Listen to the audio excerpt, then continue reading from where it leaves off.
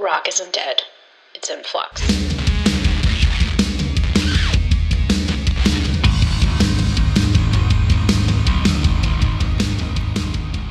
Hi, everyone. I'm Britt with Rock and Flux, and I am joined today by the band Matte Blvck. Thank you guys for being here with me today. Can you start off by introducing yourselves and then just telling me a little bit of your history and how you kind of formed together? Yeah, my name is Alex Gonzalez, and I'm the singer in the band. I do some of the production as well. I'm Biddy, and I'm the multi-instrumentalist, mainly guitar and synths and the songwriting aspect of things. Cool. And you guys are a trio, right? That's right. There's three of you in the band? There's three of us. We have our friend Austin Speed here. He is not in the band, but he shares a space with us. He shares our music studio with us, and we all kind of work together a little bit here and there. So, yeah, very cool. Nice. So how did you all get formed? How did you start as a band together? Like, have you known each other for a long time? Just tell me your kind of backstory.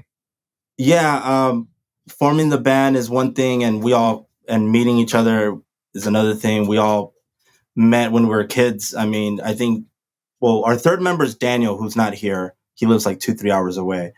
But Alex and Daniel met like in second or third grade. And then I met the both of them in junior high. And we all kind of started playing music together, learning how to play our instruments, kind of went our separate ways as adults, but always kind of brought each other in with musical projects, either as like hired band members for a band or collaborating to a certain extent.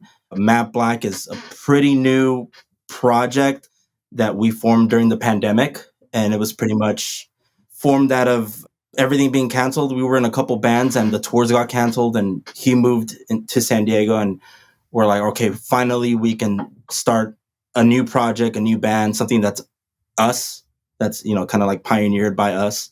Because all the other bands we were in were kind of like bands that had already been around for a while and that we got invited into. So we took advantage of that, and we pretty much wrote the record pretty quickly, and now we're here. Nice. So your third band member, you said, lives a few hours away. How is your writing process affected by that? Have you all? You obviously have a studio space. So is it mainly you two writing together? Like, do you do that oftentimes together, or you kind of do things separately and share files? Yeah, it's a little bit of both. And a lot of our works, there's a couple of songs that one band member started in their home studio, and we share a Dropbox folder with a bunch of ideas that may become a song. And then some of them were all individual, and some of them we came together. Actually, some of the best stuff is when the three of us are together. So we definitely make time to get together to put the final stamp on stuff. Sometimes some songs are just ready to go. Some songs take forever, like kind of like one of the songs that we'll be releasing soon that went through a lot of phases throughout the year.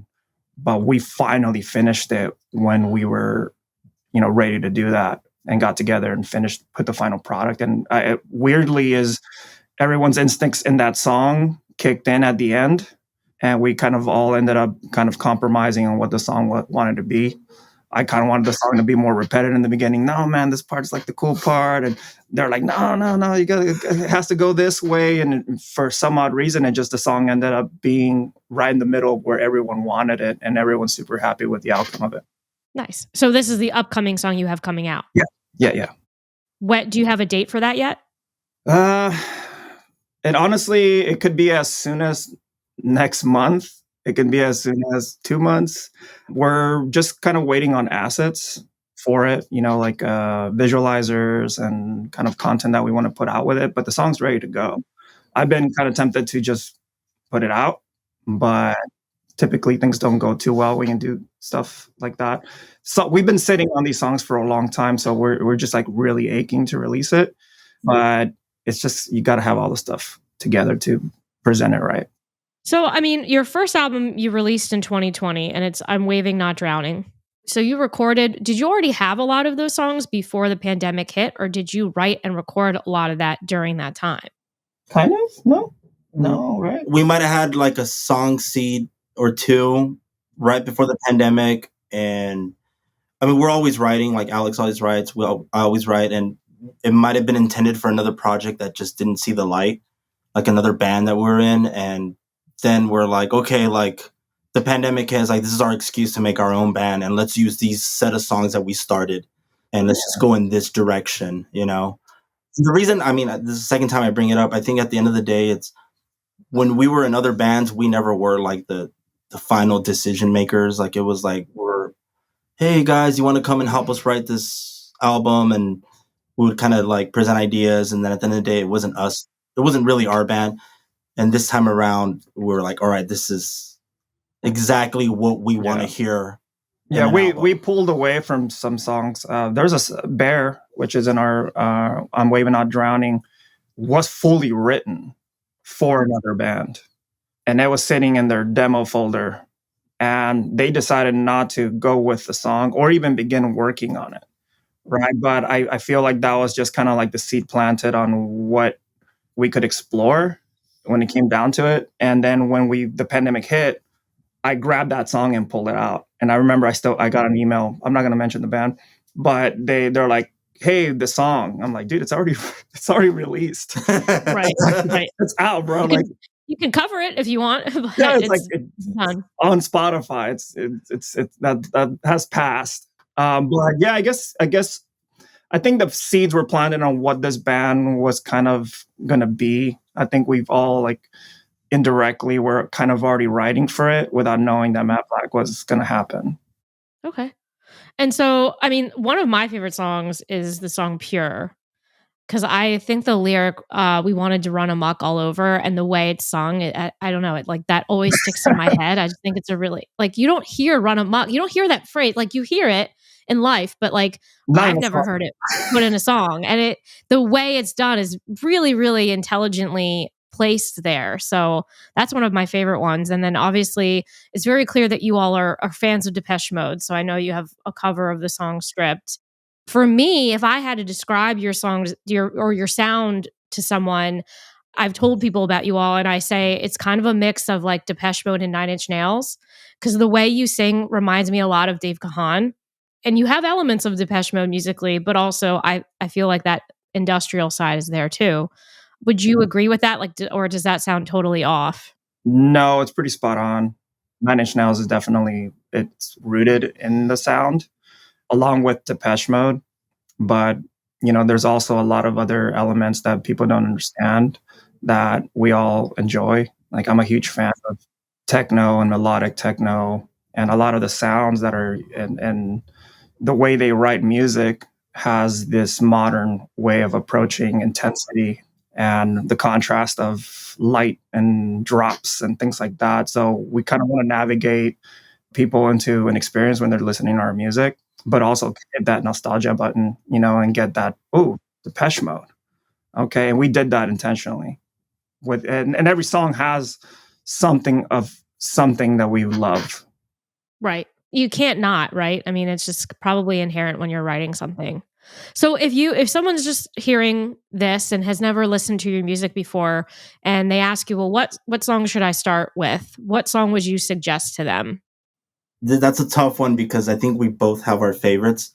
But as of right now, I'm probably going to say Pure, mainly because it covers the full spectrum of the Matte Blvck sound, where you hear like the dance element, you hear the industrial element, and then you hear the song element. Like, it's a singy-songy type of thing. And yeah, there's other songs that we have that are covering the base of, you know, an actual song. When I say song, I mean like verse, chorus, bridge, outro. But this one, I'd say covers our sound completely. Okay, so let's listen to a little bit of that.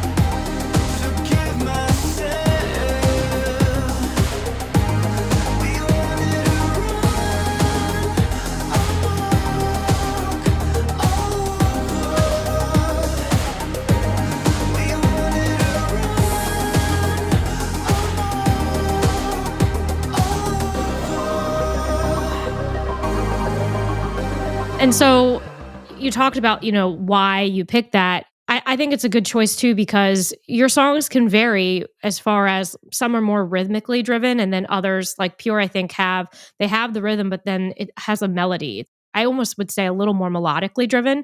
Is that intentional for you all, like when you're writing, or does that just kind of how the songs shake out? Yeah, I don't know. I think there's something missing, and I don't want to say that we're the band that's covering this, but I feel that there's just not a lot of bands that are writing songs, right? And I don't mean it in a disrespectful way, but a lot of bands are either covering a lot of riffs.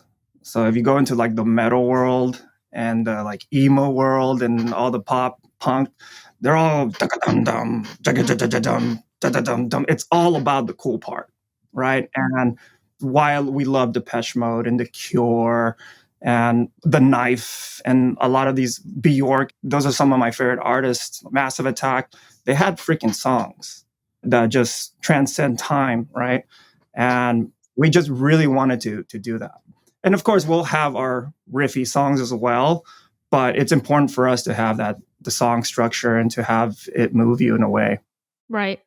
And so I also noticed, because I mainly listen to my most music on Spotify, and I noticed that pretty much all your songs have a visualizer with them. And you mentioned the visuals previously too. Is that very important to you all to have both together? And how do you come up with the visuals for each of your songs? Like, what is the process for that?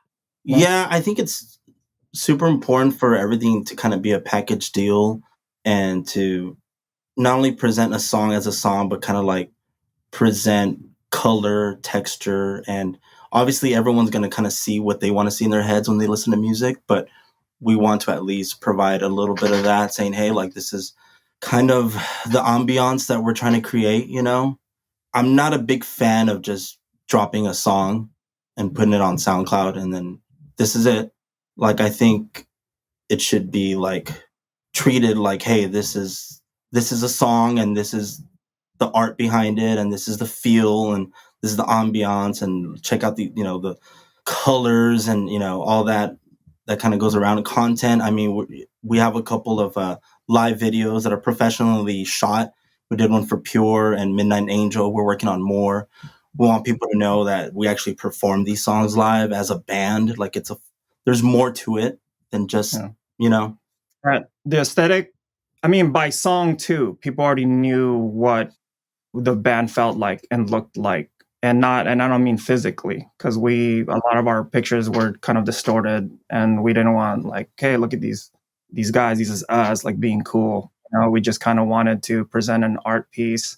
The visualizers, I felt that were always important for me, at least, because, I went to a lot of raves. I went to a lot of, part of the dance culture, and they care about lighting. They care about visuals. They care about those things, and I care about them. And a lot of the bands that we were in before didn't care about shooting live videos. They didn't care about having a presentation when it came down to live. They just cared about playing.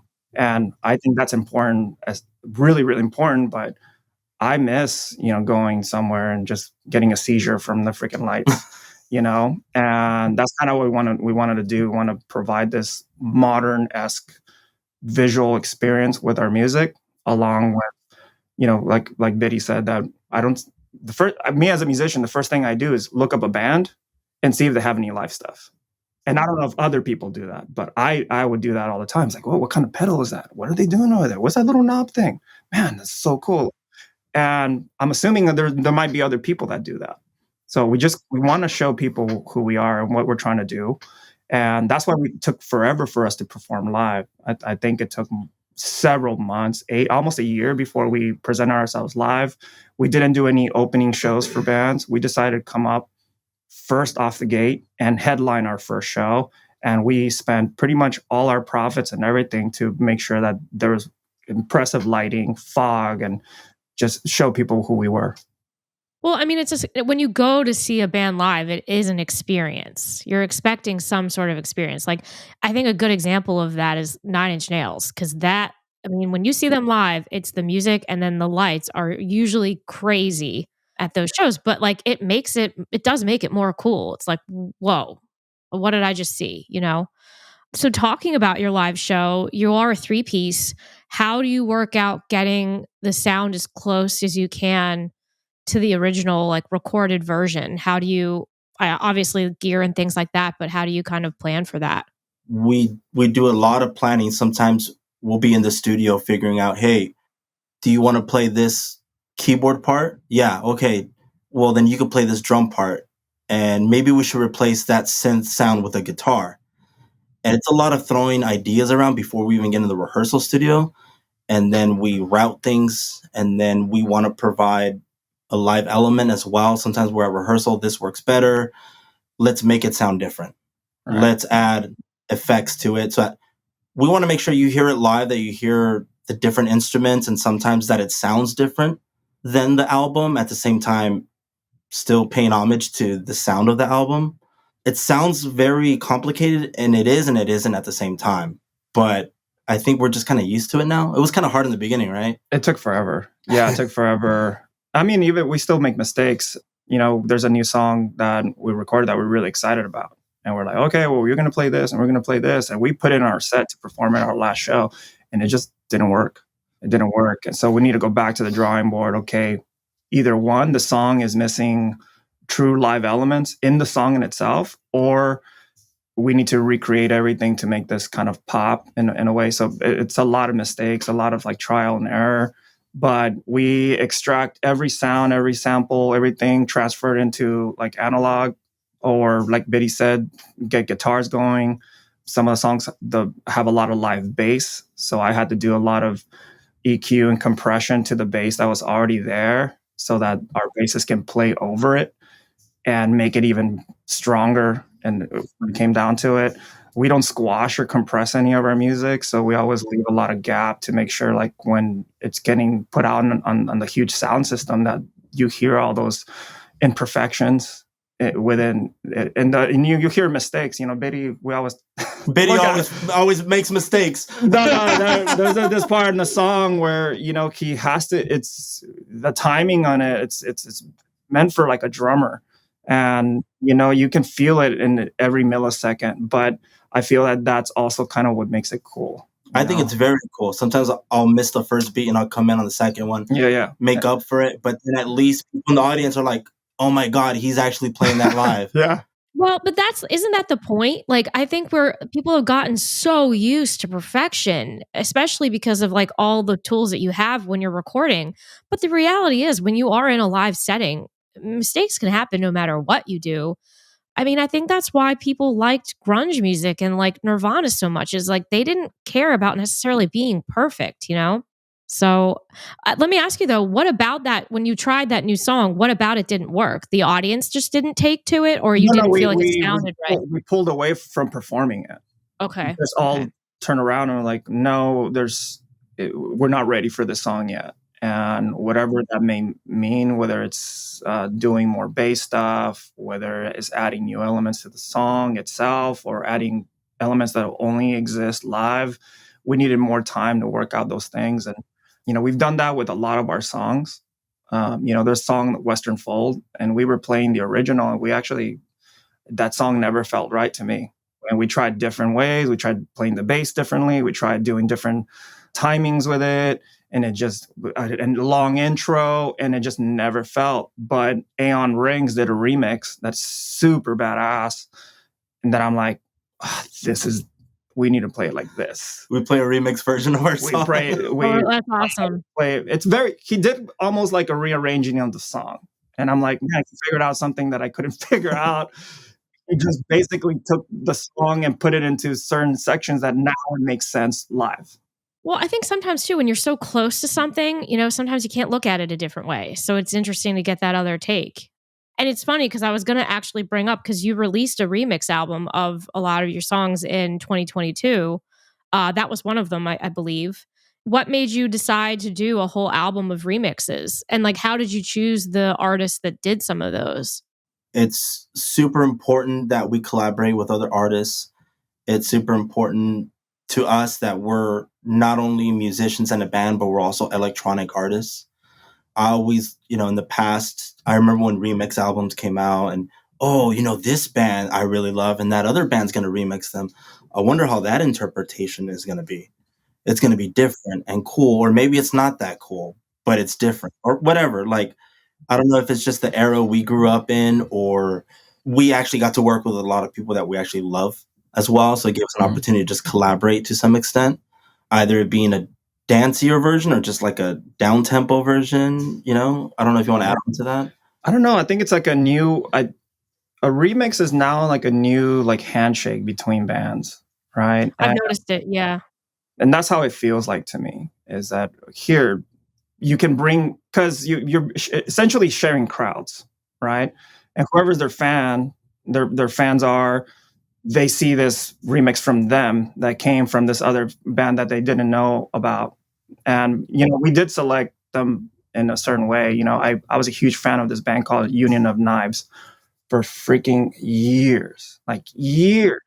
And they disbanded. They just didn't exist for a long time. And then all of a sudden I saw their Instagram pop up, and only had 1,000 followers, because they haven't been around for a while. I'm like, DM. I slid into their DMs, and I'm like, hey, it's like, hey, we're back and we're gonna do this. And it's like, hey, I'm in this band called Matte Blvck, and he's like, oh, I love it. Yeah, let's do a remix. And that was great, and we got to do a remix for them. And then Matt Junkins, who's plays for A Perfect Circle and Pussifer, he did a remix. We did a remix for Clan of Zymox. That was huge. Yeah, we just it's a chance to kind of dip into different categories, different worlds, and it helps also the algorithm when it comes down to Spotify, right? You pop up all of a sudden on their Spotify, and vice versa, and it's just a great way. It's a handshake. It's a way to market as well, and that sometimes some of the remixes are amazing, and sometimes they're better than the original songs. And sometimes they're not. Yeah, it's true. So, and I guess you all just basically decide if you like the music of the other person. Yeah. Basically. Yeah. That makes sense. I think it's really cool. It's how I found some artists is by the remix of whatever song, like Moreau. I listened to the Soft Kill remix of The Perfect Girl. I loved that remix. I still love that remix. And I like the original song too, but it's just so cool. Right. And they both benefit. They both benefited from it. Yeah. So it's a great opportunity. Yeah, that's true. For both. True. Yep. So where did you play your first show? Was it a local show in San Diego, or when did you start? It was. Okay. Yeah. And how much touring have you all done, and how much do you plan to do? Do you plan on kind of venturing out? We didn't want to make mistakes that we did with other bands. And we didn't want to put that much stress on the band and start touring when it's, a bit premature, and then finding a bunch of snakes in the bushes, and then eventually coming back home and being like, I quit. I don't want to do this anymore. We wanted to build our market. Obviously, we're going to build our market here in San Diego, and every show has been growing, and every show has been bigger venue, bigger sound, bigger. And so the plan's been working. We did a tour with Solar Fake. It was a US tour. We didn't hit every market. I think we stayed Mainly East Coast and the South. In the South. This summer, we're going to go to Seattle. We're going to go to Portland. We're going to hit some of Denver. We're doing our first LA show, which a lot of people are like, how the hell have you not played LA? Like I said, we just under the right circumstances. We need to make sure we can cater time and make sure that there's going to be people there to see us, and we want to spend time. LA's a tough one too, because sometimes like their audiences, from what my understanding is, could be, even if they're like into the band, it's just like don't act interested in it at all, or they won't go because it's on the other side of town. I've literally heard people say, it's in North Hollywood. I don't go. I'm like, dude, right? I know. It's 20 minutes away. Geez. Yeah, I've heard that too. So I agree. Like, it definitely has to be in the right circumstances. If you all ever play Phoenix, I'm definitely coming out to see you all live. It's definitely something we want to do. I think we got an offer to play Phoenix, but we have other shows that hit that. But we'll definitely be coming to Phoenix. I heard the goth scene is crazy over there.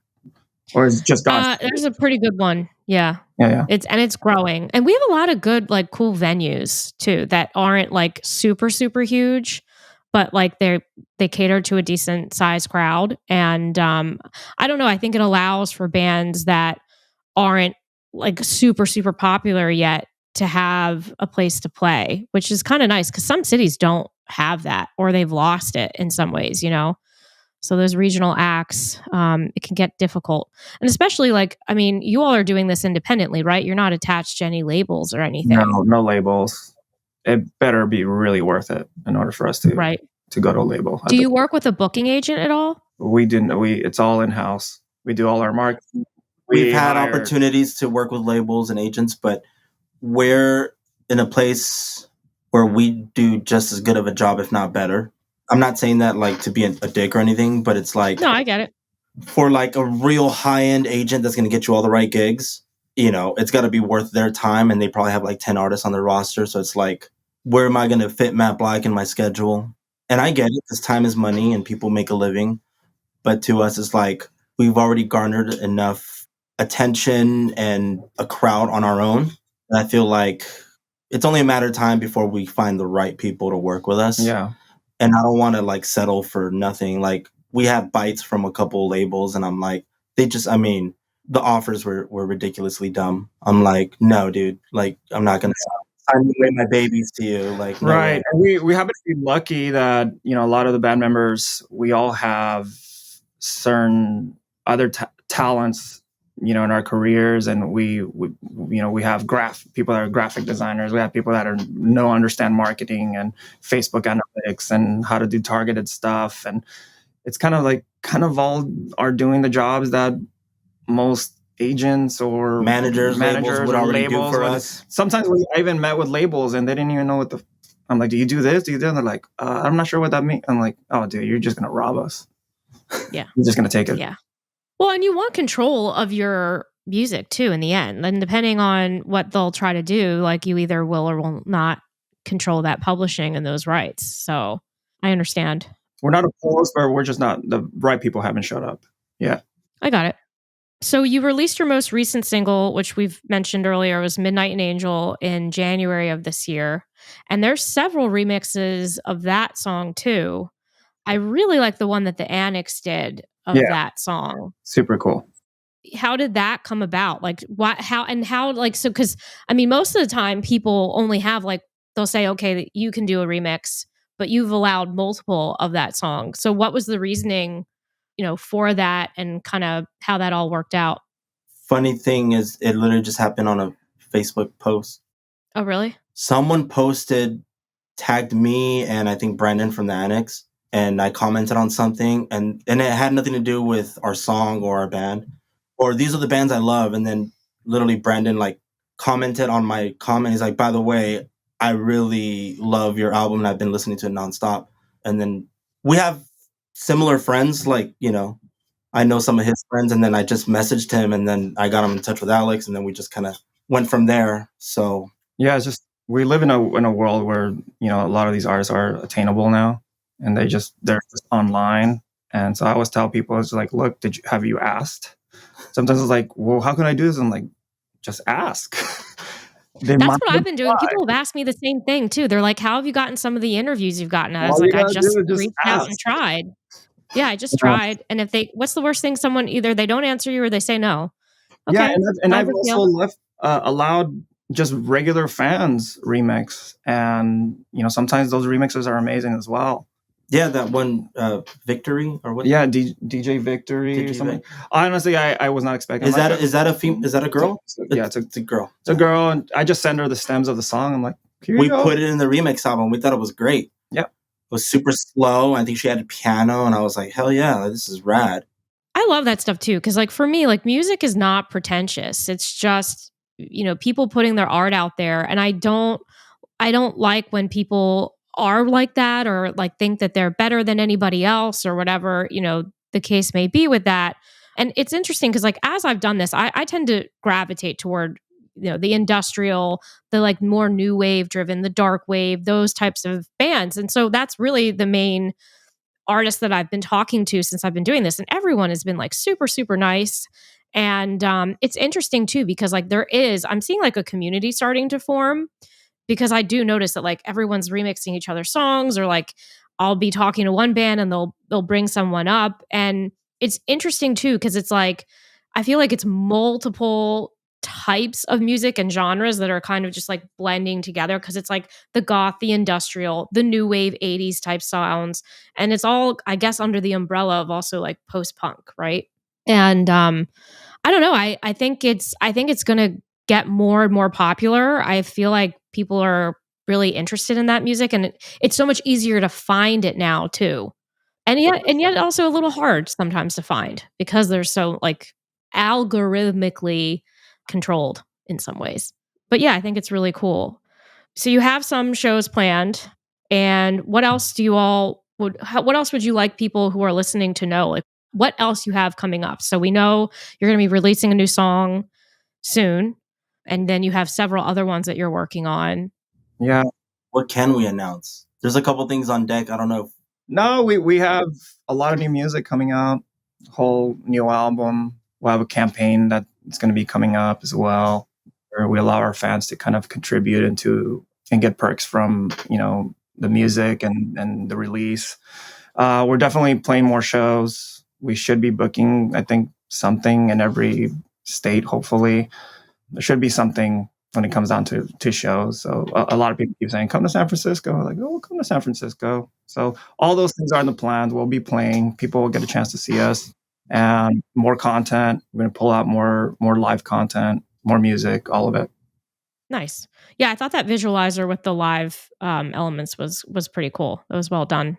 So a question I do ask everyone who comes on this show because I think it's very curious for me, and everyone has different perspectives and answers on it. I mean, the whole branding of this podcast it's Rock and Flux because I say rock is not dead. And I think it's funny because some people hear that and they think, well, yes, it is because it's like, the hair metal bands and, that's what people think rock and roll is. But for me, rock is a ubiquitous term because it can really encompass so many different elements of music. And I don't think that it's dead. Like to me, all of the stuff that these bands and you all are doing falls under rock. So for you all, do you feel like rock is dead? Or what are your feelings about that? What was that one thing that guy said in Florida? He wrote like a review of our show, and he's like, "Come watch Matte Blvck, dark wave band. I feel like they were all metalheads before they were in a dark synthwave band." I mean, I don't know if we were technically metalheads, but we did grow up playing like a lot of rock, alternative, and hard rock, and it was just part of the way that we perform live. Is I get it. Some people like kind of lay back and just kind of like rock back and forth. Like we're literally putting on a rock show live, and we play guitar and bass live, so I can relate to the whole rock band thing. I think everything just comes in waves, up and down. I think there's kids out there that are probably getting tired of electronic music, and they're like, screw this, like I want a guitar and a drum kit, and I want to make loud noise that doesn't sound perfect. And I think that's going to come at some point. Well, look at Turnstile. They've gotten pretty popular, and that's basically what they're kind of doing. And I feel like there's like a nostalgia for the 90s and then even the 80s that's becoming more and more in mainstream like culture, which I think will add to that. But I mean, for me, it's like also like, and that's why I say it's in flux because it's just always changing. But it's like it'll never. It's also a vibe and like an attitude. You know, it's being yourself and sticking it to the man, and like and I like that. I don't think I don't know. I don't think that's ever going to die. Yeah, I don't think so either. It's definitely alive, and like you said, it's just coming back. I mean, new metal's back. I never thought it was going to come back. I never thought that. New World. I mean, that was like huge. I know. I have a 16-year-old daughter, and she's like, "Do you like Rammstein? Do you like Korn?" That's awesome. That's what I grew up with. I'm like, what do you mean? Have I heard of Deftones? I'm like, let me show you some That's stuff. awesome. But it's coming back. It's all coming back, and I think most music is rock in its own way. Yeah, I agree. I don't know if everybody realizes that, but I definitely agree. And it's funny because when I was 16 years old, I was listening to new metal. I was a total new metal kid. So I'm personally glad. And those bands like Korn never really went away. They've always they kind of Kings. and they kind of stayed. They're like There's a few bands they're that of that genre. They really have like they've never really stopped. So, but it's cool that they're getting new fans. Well, thank you guys. I appreciate you sitting down to talk with me. It's been a really nice conversation, and I appreciate it. So appreciate you too. I love your music, and yeah, thank you. I want to. I'm not doing this for any other reason other than I love the music, and I just try to talk about and support the music that I like. So appreciate you all. And Matte Blvck on Instagram, all the social channels, YouTube, everything. All of it. But it's the Black with a V and not an A. That is correct. For listeners. So thanks, guys.